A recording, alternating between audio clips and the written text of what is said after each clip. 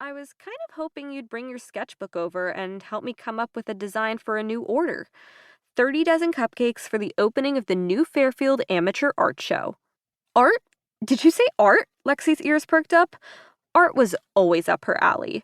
Her artistic eye and talent for painting and drawing had made her PLC's expert cupcake decorator. She dreamed of one day having an exhibit at a famous art museum, like the Met in New York City, the Louvre in Paris, or the National Gallery in London. What kind of art show? The lady who placed the order said it's for all local artists in the Connecticut area. I was thinking maybe you'd want to create an awesome painting and enter it in the contest. OMG, that's amazing! I'll be right over. An hour later, when Lexi rang her doorbell, Kylie had finished inviting over the rest of the club and was poking around in the kitchen cupboards. "Kylie, honey, Lexi's here," her mom said, ushering Lexi into the kitchen, and she brought her entire art studio. Kylie looked up from the shelves of spices. Lexi had an easel under one arm and a canvas under the other. "I didn't bring my entire studio," she corrected Mrs. Carson. "Just my oil paints, brushes, and a couple of canvases in case I make a mistake." Kylie shook her head.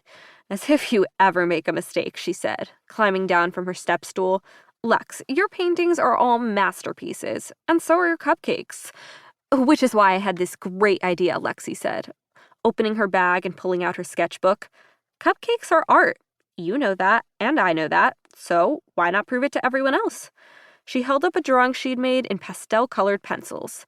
It was a beautifully frosted cupcake dotted with rainbow sprinkles. "Everyone else will probably paint landscapes, or flowers, or horses. I thought a still life of a cupcake would shake things up a little." "I think that's a brilliant idea," Kylie replied. "Maybe we should do mini versions of your painting on each cupcake. How cool would that be? If anyone can paint an awesome cupcake, it's you, Lexi." "I agree," said a voice outside the kitchen. It was Sadie, followed by Jenna, with Delaney tagging along behind her. Sadie, as always, was on her skateboard. She was the sportiest girl in the Cupcake Club, but had proved she was an awesome baker as well. "The door was open, so we came in," Jenna said. "Do I smell buttered popcorn? I'm starved." Other kids in school teased her for being overweight, but all the PLC girls loved Jenna just the way she was. Kylie chuckled. "How do you say it, Jenna? Mi casa es tu casa?" Jenna tried to be polite. "Yeah, that's kinda how you say it, only with a much better Spanish accent." Kylie jumped down and gathered up a pile of DVDs she placed on the kitchen counter. "Let's get the Monster Movie Fest underway." They gathered on the rug in front of the TV, where Kylie had arranged pillows and bowls of popcorn. "I'll sit over here." Lexi pointed to the couch. She took the throw blanket on it and wrapped it around herself, "in case I need to duck for cover." "I don't think you'll need that," Kylie's mom said, popping a DVD into the player. "I spoke to Juliet earlier today, and she dropped off something she wants you girls to watch."